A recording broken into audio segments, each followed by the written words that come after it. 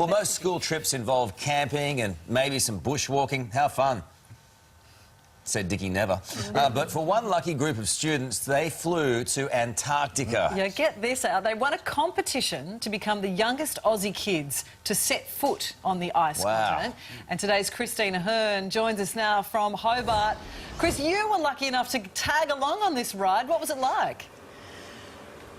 Oh, Deb, it was absolutely amazing. Not only to fly there, but to be able to land on Antarctica. I mean, that was an experience in itself, but to actually be able to explore the icy continent for a couple of hours. We took a charter flight here from Hobart to a place called Wilkins Aerodrome. It's about 4.5 hours from Hobart. We're on the ground for about 3 hours. It was about -10, but I can tell you the wind chill factor made it feel about -20. And our trip made history because on board with us were the youngest ever Aussie kids to set foot on Antarctica.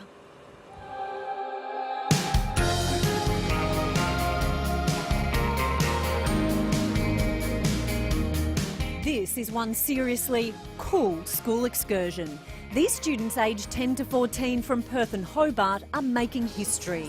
The first ever Australian kids to set foot on the icy continent. And for that, they'll need a specially made pint-sized uniform.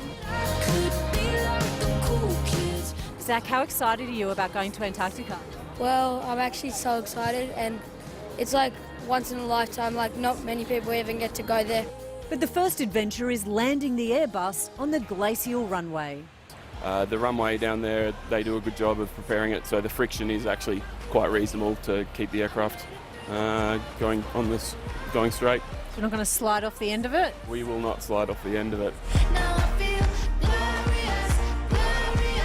After touching down at Wilkins Aerodrome on the eastern side of Antarctica, these students get their first look at this white wonderland.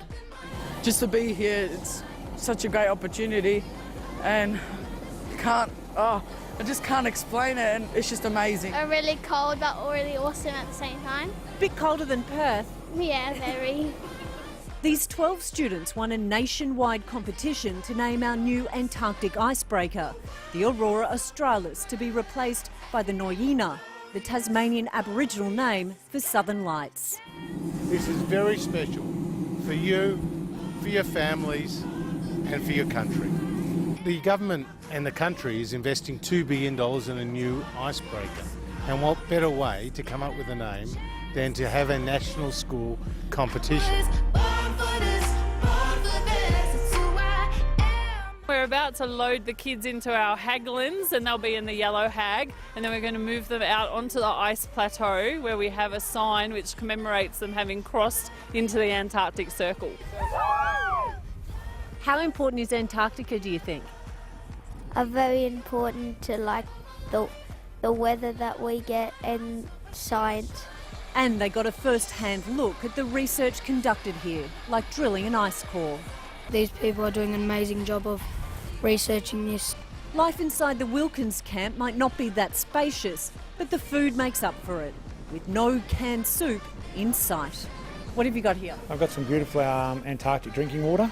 Okay, so I can have a sip? Yeah, give it a go. Is this the Fountain of Youth? It is the Fountain of Youth, yeah. Better drink it all up.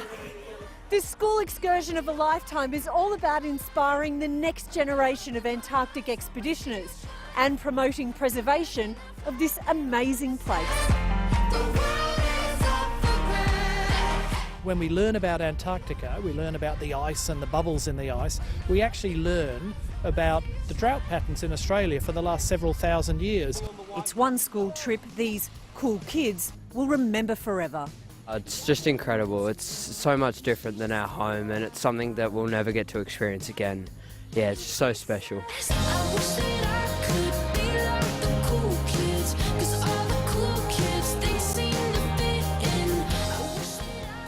What an amazing experience for those kids. That is just fantastic. Just a really great eye-opener for them, and it's an excursion of difference, isn't it? Gee, it looks cold down there, doesn't it, eh?